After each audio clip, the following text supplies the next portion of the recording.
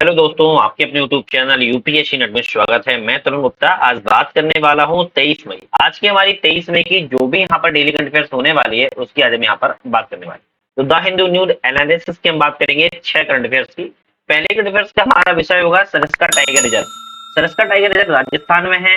अभी चर्चा में द हिंदू में क्यों न्यूज में आया है इसके बारे में समझेंगे। यूनियन कार्बाइड प्लांट में भीषण आग और इसने भोपाल की याद दिला दी है। याद रखिएगा, इसने किसकी? भोपाल की याद ताजा कर दी है, इसको समझेंगे। हमवोल्ट ग्लेशियर एक ऐसा ग्लेशियर है जो खत्म होने की कगार पर पहुंच चुका है, इसके बारे में समझेंगे। और आज की प्रमुख करंट अफेयर्स है मणिपुर पोनी। मणिपुरी पौनी क्या है और ये प्रमुख क्यों है इसको समझेंगे। तो जल्दी सब्सक्राइब चैनल को कर लीजिए, लाइक कीजिए और शेयर कीजिएगा। साथ में हमारा एंड्रॉइड ऐप है जिसकी डिस्क्रिप्शन में लिंक है, नट लर्निंग ऐप। याद रखिए कौन सा है? नट लर्निंग ऐप। आप बहुत सारे एग्जाम की टेस्ट सीरीज लगा सकते हो, मल्टीपल एग्जाम की टेस्ट सीरीज फ्री में जल्दी से डाउनलोड करके आप लोग लगा लीजिए। आज की हम पहली करंट अफेयर्स की बात करेंगे सरिस्का टाइगर रिजर्व। राजस्थान का मैप है और राजस्थान वाले अगर वीडियो को देख रहे हैं तो अच्छे से देखिएगा क्योंकि आरएएस में जरूर पूछा जाता है। तो आज हम बात करेंगे सरिस्का टाइगर रिजर्व। तो सरिस्का की स्थिति की बात किया तो ये सरिस्का आप देख पा रहे होंगे, है ना। तो सरिस्का होगा, भरतपुर हो गया, केलाडोल हो गया, रत्नाम, बहुत सारे हैं। और ये रामबार है। तो हम सरिस्का टाइगर रिजर्व की बात करते हैं।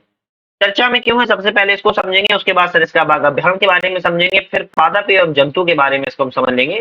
फिर राजस्थान के जो अन्य संरक्षित क्षेत्र रहे हैं उनके यहाँ पर हम एक एक करके बात करेंगे। लास्ट में आपके लिए क्वेश्चन होगा।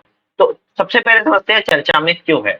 तो भारत के सर्वोच्च न्यायालय मतलब कि सुप्रीम कोर्ट ने स्पष्ट किया है कि जो संरक्षित क्षेत्र हैं न केवल राष्ट्रीय उद्यान और वन जीव अभ्यारण्य में शामिल है। ध्यान रखिएगा, भारत के सर्वोच्च न्यायालय ने स्पष्ट कर दिया है कि संरक्षित क्षेत्रों में न केवल राष्ट्रीय उद्यान और वन्यजीव अभ्यारण्य शामिल हैं। ऐसा 2023 के आदेश के पहले संदर्भ में है। किसी राष्ट्रीय उद्यान मतलब कि नेशनल पार्क में और वन्यजीव अभ्यारण्य में और उनकी सीमा के 1 किलोमीटर के क्षेत्र में, मान लो अगर ये मान लो कोई नेशनल पार्क है या वन्यजीव अभ्यारण्य है और इसकी सीमा 1 किलोमीटर क्षेत्र में लगती है, इस 1 किलोमीटर के क्षेत्र में खनन की अनुमति नहीं होगी। क्या हो गई? खनन की अनुमति, जो खनन होता है खनन की अनुमति यहाँ पर नहीं दी जाएगी सीमा के 1 किलोमीटर तक। क्या रखिएगा। विचाराधीन मामला राजस्थान में सरिस्का वन्यजीव अभ्यारण्य की सुरक्षा के लिए बनाए गए बफर जोन से संबंधित है। तो ये जब भी क्वेश्चन आता है तो बफर जोन से संबंधित क्वेश्चन आता है। तो सुप्रीम कोर्ट ने हस्तक्षेप किया है, इंपोर्टेंट क्वेश्चन बन जाता है। सुप्रीम कोर्ट ने कहा है कि चाहे वो राष्ट्रीय उद्यान हो या वन्यजीव अभ्यारण्य हो, अगर वो संरक्षित क्षेत्रों की श्रेणी में रखा गया है तो 1 किलोमीटर के क्षेत्र में वहां पर किसी भी तरह की खनन की अनुमति नहीं दी जाएगी। सरिस्का बाघ अभ्यारण्य के बारे में बात करें तो सरिस्का बाघ अभ्यारण्य अरावली पर्वतमाला में स्थित है। अरावली पर्वतमाला की सबसे ऊंची चोटी कौन सी है? जल्दी से कमेंट करके आप बताइएगा। सबसे ऊंची चोटी कमेंट करके जल्दी से बताओ। सरिस्का बाघ अभ्यारण्य अरावली पर्वतमाला में स्थित है, जो कि राजस्थान के अलवर जिले का एक हिस्सा है। यार किस जिले का? अलवर जिले का है। सरिस्का को वर्ष 1955 में एक वन्य जीव अभ्यारण्य घोषित किया गया था। उसके बाद 1978 में बाघ अभ्यारण्य भी घोषित कर दिया गया है। तो 1955 में वन्य जीव अभ्यारण्य, 1978 में बाघ अभ्यारण्य घोषित कर दिया गया है। दोनों डेटा इंपोर्टेंट है, ध्यान रखो। जिसके बाद भारत के प्रोजेक्ट टाइगर का यह हिस्सा बन गया सरिस्का बाघ अभ्यारण्य। यह अभ्यारण्य खंडहर हो चुके मंदिर, किले, छत्र एवं महल में स्थित है। याद रखिएगा, यहाँ पर जो खंडहर हो चुके मंदिर, किले, छत और महल है यहाँ पर स्थित भी है। तो लोग यहाँ पर टूरिज्म के तौर पर देखने भी जाते हैं।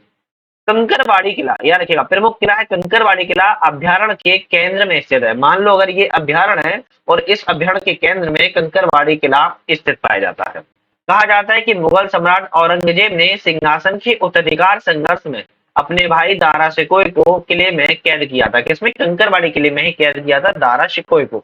आपको पता होगा शाहजहां का बड़ा प्रिय पुत्र था दारा शिकोह, लेकिन औरंगजेब ने इसकी हत्या करवा दिया, मरवा दिया था और फिर शासन कर लिया था। इस अभ्यारण्य में पांडुपोल में पांडवों से संबंधित भगवान हनुमान का भी एक प्रसिद्ध मंदिर है। देखो, मंदिर मस्जिद ये सब चीजें क्वेश्चन नहीं आते हैं, वो एक नॉर्मली आपको बताने के लिए, लेकिन ये जो किला है वो वेरी इंपोर्टेंट है, कंकरवाड़ी किला, याद रखिएगा। ठीक है। पादप एवं जंतु यहाँ कौन से पाए जाते हैं? तो चट्टानी स्थलाकृति के साथ यहाँ पर अर्ध शुष्क कांटेदार वन पाए जाते हैं, याद कर लो। घास के मैदान पाए जाते हैं, चट्टाने पाई जाती हैं एवं आर्द्र पर्णपाती वन भी यहाँ पर पाए जाते हैं। तो शुष्क कांटेदार वन, अर्ध वाले, घास के मैदान, चट्टाने और अर्धपर्णपाती वन पाए जाते हैं।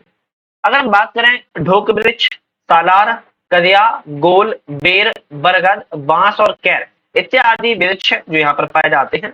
यहाँ पर रॉयल बंगाल टाइगर, तेंदुआ, सांभर, चीतल, नीलगाय, चार सींग वाले मृग, जंगली शुअर और लकड़बग्घे, जंगली बिल्लियां भी यहाँ पर विभिन्न प्रकार के जीव जंतु पाए जाते हैं। तो पादप एवं जंतु समझना ज्यादा जरूरी था, क्योंकि एग्जाम में डायरेक्टली कभी कभी क्या होता है ऑप्शन में आ जाता है तो कंफ्यूज कर देता है, तो ध्यान रखना है। राजस्थान के अन्य संरक्षित क्षेत्रों की अगर हम बात करें थोड़ा सा, तो डेजर्ट नेशनल पार्क जैसलमेर में है। कहां पर है? जैसलमेर में है डेजर्ट नेशनल पार्क। अब आप लोग सबसे पहले अपना मैप उठा के बैठ जाओ और मैप में आप लोग टिक मार्क कर लो, या फिर आउटलाइन मैप होगा आपके पास, उसमें आप लोग बना लो। डेजर्ट नेशनल पार्क जैसलमेर में है। केवला देव राष्ट्रीय उद्यान भरतपुर में है। रणथंभौर राष्ट्रीय उद्यान, सज्जनगढ़ वन्यजीव अभ्यारण्य उदयपुर में है। राष्ट्रीय चंबल अभ्यारण्य राजस्थान, मध्य प्रदेश, उत्तर प्रदेश त्रिजंक्शन पर है। याद रखिएगा, जो राष्ट्रीय चंबल अभ्यारण्य है वो राजस्थान में है, मध्य प्रदेश में है और उत्तर प्रदेश में, तीन स्टेटों को कवर करता है। रामगढ़ विषधारी वन्यजीव अभ्यारण्य राजस्थान का चौथा बाघ अभ्यारण्य, याद रखिएगा इंपोर्टेंट है, रामगढ़ विषधारी वन्यजीव। अब आपके लिए एक प्रश्न है जिसका आंसर आपको कमेंट में देना है। 2014 में यूपीएससी में क्वेश्चन आया था। दाम्पा टाइगर रिजर्व मिजोरम में है, गुमटी वन्यजीव सिक्किम में है और सरामती नागालैंड में। इनमें से कौन सा सम्मिलित है? केवल एक, दो और तीन, एक और तीन, एक, दो, तीन। इसका आंसर आपको कमेंट में देना है हर बार की तरह। और मैंने सरिस्का के बारे में, यार किसके, सरिस्का वन्यजीव अभ्यारण्य के बारे में मैंने पूरे डिटेल से आप लोग बता दिया है। बाकी चीजें अगर आप लोग कुछ पढ़ना है या फिर कुछ पूछना है कमेंट करके पूछ लेना हमारे सोशल साइट पर। याद रखिएगा सोशल साइट है जिसकी लिंक है, व्हाट्सअप हुआ, टेलीग्राम हुआ, इंस्टाग्राम हुआ और ऐप है, डिस्क्रिप्शन में जिसकी लिंक है सभी की ज्वाइन कर लो। वहां पर आप लोगों को बहुत सारे नोटिफिकेशन, साथ में पीडीएफ, इसी की पीडीएफ भी आप लोगों को सारा मिलती है। यूनियन कार्बाइड प्लांट में भीषण आग। अब यूनियन कार्बाइड प्लांट में भीषण आग लगी है और इसने भोपाल याद को, किसको? भोपाल को, भोपाल की याद को ताजा कर दिया है, भोपाल कांड की, है ना। यूनियन कार्बाइड प्लांट में भीषण आग, तो बात ये किसकी है? भोपाल की ही है। क्यों है? क्या आपको पता होगा वर्ष 1984 में, 1984 में भोपाल गैस त्रासदी के बाद बंद कर दिया गया था। क्यों बंद कर दिया गया था? क्योंकि यहाँ पर भीषण आग लग गई थी। किसके कारण? भोपाल के यूनियन कार्बाइड कारखाने में। याद रखिएगा ये वही कारखाना है जिसे वर्ष 1984 में भोपाल गैस त्रासदी में बंद कर दिया गया था, और यहीं पर यूनियन कार्बाइड कारखाने का फिर से रिसाव देखने को मिल रहा है। आगे की इस घटना के बाद एक बार फिर लोगों ने इस बात को लेकर भय व्याप्त किया है कि इससे निकलने वाला धुआं उनके शरीर पर क्या प्रभाव डालेगा। 1984 में जो भोपाल में गैस त्रासदी हुई थी और उसके बाद ये बंद कर दिया गया, परंतु वर्तमान में इसमें फिर से आग लगी, और इससे फिर से जब आग लगी तो धुआं निकल रहा है। अब धुआं निकलने के बाद लोगों के मन में भय व्याप्त हो गया और बोला जा रहा है, कहानियां बन रही हैं कि इससे जो धुआं निकल रहा है शरीर पर क्या इम्पैक्ट पड़ेगा। भोपाल गैस त्रासदी की हम बात करते हैं। भोपाल गैस त्रासदी इतिहास में सबसे गंभीर औद्योगिक दुर्घटनाओं में से एक थी, याद रखेगा। इसके जब मालिक थे वो बाहर विदेश भाग गए थे। 2 से 3 दिसंबर 1984 की रात भोपाल मध्य प्रदेश के यूनियन कार्बाइड इंडिया लिमिटेड कीटनाशक संयंत्र में यह पूरी घटना घटित हुई थी। इसमें जो गैस का रिसाव हुआ था उस समय मिथाइल आइसोसाइनेट, याद रखिएगा कई बार एग्जाम में आ चुका है और इसको आप लोगों ने याद कर लिया है। इसने लोगों और पशुओं को अत्यधिक जहरीली गैस मिथाइल आइसोसाइनेट के संपर्क में ला दिया था। तत्कालीन मौतें भी कई सारी हुई थी और दीर्घकालीन स्वास्थ्य पर भी इसका प्रभाव देखा गया था। गैस रिसाव का सटीक कारण अभी भी कॉर्पोरेट की लापरवाही या कर्मचारियों की अनदेखी के बीच विवादित विषय बना हुआ है। परिणाम स्वरूप भारत में आपदा पर्यावरण संरक्षण से संबंधित अनेक कानून पारित किए गए। कौन कौन से कानून? पहला कानून है, देख लेते हैं पहले कानून को, भोपाल गैस रिसाव आपदा दावों परिष्करण अधिनियम 1985 में, क्योंकि 1984 में जब घटना घटित हुई उसके बाद के ही सारे कानून हैं। कौन कौन से हैं? 1985 का कानून बना, पर्यावरण संरक्षण अधिनियम 1986 का कानून फिर बन गया, सार्वजनिक दायित्व बीमा अधिनियम 1991 का कानून फिर बन गया, और उसके बाद परमाणु क्षति के लिए नागरिक दायित्व अधिनियम 2010 का कानून बन गया। तो ये कानून थोड़ा सा याद कर लो, एग्जाम में अगर कभी कानून पूछ ले जाते हैं तो ध्यान रहे। जो कार्बाइड यूनियन भीषण आग लगी है और मिथाइल आइसोसाइनेट जो रिसाव के कारण लोगों में अभ्य व्याप्त है। पुराना 1984 का जो केस है भोपाल का, जिसके बाद 1985, 86 और 1991, 2010 फिर वो कानून है, इनको याद आप लोग कर लेना। हम्बोल्ट ग्लेशियर कहां पर है? वेनेजुएला में है। वेनेजुएला में जो हम्बोल्ट ग्लेशियर हैं अगर, तो ये समाप्त होते दिख रहे हैं। अब याद रखो, दुनिया का पहला ऐसा देश, किसका? दुनिया का पहला ऐसा देश जहां पर सभी ग्लेशियर, क्या रखेगा, सभी ग्लेशियर खत्म। क्या मैंने सही कहा है? बिल्कुल सही कहा है। दुनिया का पहला ऐसा देश जहां पर सभी ग्लेशियर खत्म हो चुके हैं, केवल एक ग्लेशियर बचा है, हम्बोल्ट ग्लेशियर, वो भी सिर्फ एक दशक से पहले ही खत्म होने के चांस बने हुए। मामला समझते हैं। वेनेजुएला विश्व का पहला ऐसा देश है जहां जलवायु परिवर्तन के कारण सभी ग्लेशियर समाप्त हो गए। वही मैंने आपको बात बताया, पूरे दुनिया के सभी ग्लेशियरों में से वेनेजुएला एक ऐसा देश है जहां सभी ग्लेशियर समाप्त हो चुके हैं। सिर्फ एक शेष बचा ग्लेशियर है हम्बोल्ट, जो कि काफी सिकुड़ चुका है। अगर इसकी स्थिति मान लो ये थी, तो अब ये सिकुड़ कर बस इतना सा रह चुका है। तो हम्बोल्ट ग्लेशियर एक बचा है बस। अब इसे सामान्य बर्फ क्षेत्र के रूप में पुनः वर्गीकृत किया गया है, मतलब कि अब इसको ग्लेशियर नहीं बल्कि सामान्य नॉर्मली बर्फ क्षेत्र के रूप में बताया जाता है। अगर हम वेनेजुएला की थोड़ी सी पहले स्थिति की बात करेंगे, वेनेजुएला की अगर मान लो स्थिति की बात करें, अगर वेनेजुएला ये जो कंट्री है वो वेनेजुएला है साउथ अमेरिका में। कहां पर है? साउथ अमेरिका में है। अब वेनेजुएला की अगर हम बात करें वेस्ट में, वेस्ट में कौन है? वेस्ट में है कोलंबिया, याद रखिएगा। और इसके ईस्ट में कौन है? इसके ईस्ट में है गुआना। अब इसके दक्षिण में कौन है? वेनेजुएला के दक्षिण में है ब्राजील। तो ये चीजें आपको थोड़ा सा ध्यान रखना है, ठीक है। खैर, हम्बोल्ट ग्लेशियर, इससे पहले वेनेजुएला के सिएरा नेवाडा डी मेरिडा पर्वत श्रृंखला में 6 ग्लेशियर, जो कि 2011 तक 5 ग्लेशियर समाप्त हो चुके हैं। पूरे total Sierra Nevada D Merida पर्वत में 6 ग्लेशियर थे, जिनमें से 5 ग्लेशियर 2011 में ही समाप्त हो चुके हैं। सिर्फ एक शेष बचा है, छठवां हम्बोल्ट ग्लेशियर, वो भी काफी मात्रा में सिकुड़ चुका है। समुद्र तल से लगभग 5000 मीटर की ऊंचाई पर एंडीज पर्वतमाला में अवस्थित है।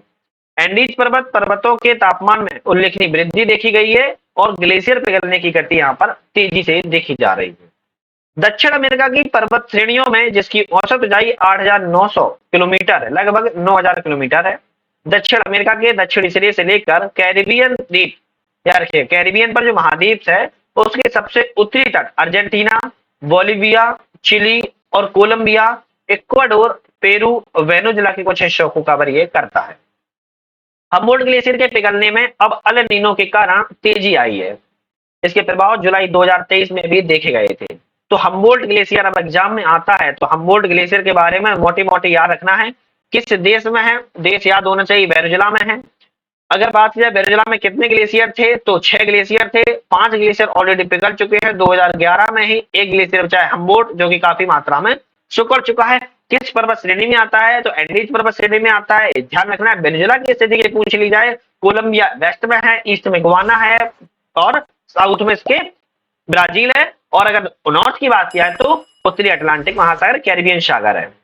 वेनेजुएला के समान दुनिया भर में कई ग्लेशियर अपेक्षा से अधिक तेजी से समाप्त भी हो रहे हैं। छुपा नहीं है, हिमालय के ग्लेशियर भी काफी मात्रा से तेजी से पिघल भी रहे। वर्ष 2023 के अध्ययन का अनुमान है कि मौजूदा जलवायु परिवर्तन दर के कारण वर्ष 2100 तक दुनिया के 2/3 ग्लेशियर समाप्त हो सकते हैं। कितने? 2100 तक। हिंदुकुश हिमालय पर्वत श्रृंखला ग्लेशियर अभूतपूर्व दर से पिघल रहे हैं। मैंने आपको बताया कि हिमालय के भी जो ग्लेशियर बहुत तेजी से पिघल रहे हैं।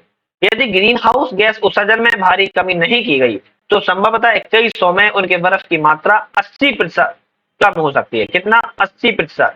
केवल कितना बचेंगे? केवल 20% ही बचेंगे। अब उसमें ही जीना होगा आप लोगों को, मतलब सभी को जीना होगा। खैर, नेक्स्ट करंट अफेयर्स की बात करते हैं। मणिपुरी पौनी, उससे पहले जल्दी सब्सक्राइब लाइक शेयर कर दीजिए। साथ में ऐप है, डिस्क्रिप्शन में लिंक, नट लर्निंग ऐप, या फिर आप लोग प्ले स्टोर पर सर्च कर सकते हैं नट लर्निंग ऐप। डाउनलोड करके आप लोग test series, videos, PDF download कर भी सकते हो। मणिपुरी पौनी, ये जो घोड़ों का चित्र देख पा रहे हो, ये क्यों इंपॉर्टेंट है जो मैंने आपको लोग लगाया है, समझते हैं। मणिपुरी पौनी जैसे मैतेई संगोल भी नाम से जाना जाता है। किस नाम से? याद रखिएगा, मैतेई सगोल के नाम से इसको जाना जाता है। खास पे मणिपुरी पौनी को संरक्षित करने तत्काल आवश्यकता के चलते मणिपुर सरकार ने अनेक समूहों और संगठनों के साथ मिलकर इसमें विलुप्त होने से रोकने के लिए कदम उठाने का बात की गई है। तो ये मैती सगोल की बात करेंगे। मैती सगोल भारत में घोड़े और पौनी की 7 मान्यता प्राप्त नस्लों में से एक है, याद रखिएगा। घोड़े और पौनी की 7 मान्यता प्राप्त नस्लों में से एक है मैती सगोल, जिसे हम क्या कहते हैं, या क्या कहते हैं, जिसे हम कहते हैं मणिपुरी पौनी, याद रखिएगा। अगर हम बात करें अन्न, अन्न में मारवाड़ी घोड़ा आता है, कठियावाड़ी घोड़ा आता है, जास्करी पौनी आती है, स्पीति पौनी आती है, भूटिया पौनी आती है और कच्छ सिंधी घोड़ा आता है। अगर आप इन सभी की स्थिति देखोगे तो अलग अलग राज्यों में है। मारवाड़ी घोड़ा कहां पर है? गुजरात में। काठियावाड़ी घोड़ा गुजरात में। जास्करी जम्मू कश्मीर में होगा। स्पीति हिमाचल में होगा। भोटिया कहां पर होगा? भोटिया कहां पर होगा? हिमाचल के आसपास उत्तराखंड में होगा। और कच्छी सिंधी कहां पर होगा? ये भी गुजरात के कच्छ क्षेत्र में। तो अलग अलग जो घोड़े नस्ल हैं अलग अलग जगह पर पाए जाते हैं। तो ये कितने हो गए आपका? ये 6 हो गए। और 7वां आपका कौन सा हो गया? मैती सगोल हो गया है। तो इसीलिए वहां पर मणिपुर सरकार ने, यार रखिएगा, सरकार ने, मणिपुर सरकार ने इसको नस्ल को विलुप्त होने से रोकने के लिए अनेक संस्थान और संगठन के साथ में एक निर्णय लिया है समूहिक रूप में कार्य करने के लिए। इसे ओरिजिनल पोलो पॉनी भी माना जाता है, क्योंकि मणिपुर के पारंपरिक शगोल कागजेई खेल ने आधुनिक पोलो को यहां पर जन्म दिया था। नस्ल के संरक्षण के लिए वर्ष 2016 में मणिपुर पोनी संरक्षण और विकास नीति, Manipuri pony conservation and development policy, जैसे हम MPCDP बनाई गई थी। किसके लिए? उनके नस्ल के संरक्षण के लिए। किसके? मणिपुरी पोनी या सगोल, मनोई सगोल के लिए, याद रखिएगा। मणिपुरी पौनी की आबादी तेजी से घट रही है। 2003 के 1898 से घटकर 2019 में केवल 1089 बची। लगभग 800 नस्ल खत्म हो चुकी है। कितने साल में? 2003 से 2019 में। जिसके कारण 2013 में मणिपुर सरकार ने इस नस्ल को लुप्तप्राय घोषित कर दिया और इसके विलुप्तीकरण को रोकने के लिए अन्य संस्थान और संगठन के माध्यम से इसको निर्णय लिया है कि विलुप्त होने से रोका जाए। मणिपुरी पौनी को अपनी विशिष्ट विशेषताओं जैसे कि आंतरिक बल, दक्षता, बुद्धिमत्ता, गतिशीलता, कठिन जलवायु परिस्थितियों के अनुकूल होने के लिए भी जाना जाता है। पौनी मणिपुरी जीवन शैली की गहराई से अंतर्निहित है। पारंपरिक कार्यक्रम खेलों में इसका उपयोग किया जाता है। यहाँ तक अतीत में मणिपुर साम्राज्य के घोड़सवार सेना के द्वारा घोड़सवारी के लिए इसका उपयोग भी किया जाता था। तो ये इसका संबंध किस राज्य से है? मणिपुर राज्य से। मणिपुर राज्य भारत में नॉर्थ ईस्ट में पड़ता है। अगर मणिपुर की बात की जाए तो याद रखिएगा, मणिपुर के उत्तर में नागालैंड है, इसके वेस्ट में क्या है? इसके वेस्ट में असम है, और इसके साउथ वेस्ट में क्या पड़ता है? मिजोरम पड़ता है। और इसके अगर बात की जाए वेस्ट साउथ में म्यांमार है। और अगर बात की जाए कि वे ईस्ट में, इसके ईस्ट में भी म्यांमार है। तो अंतरराष्ट्रीय सीमा से ये साझा है मणिपुर, ध्यान रखना है आप लोगों को, ठीक है।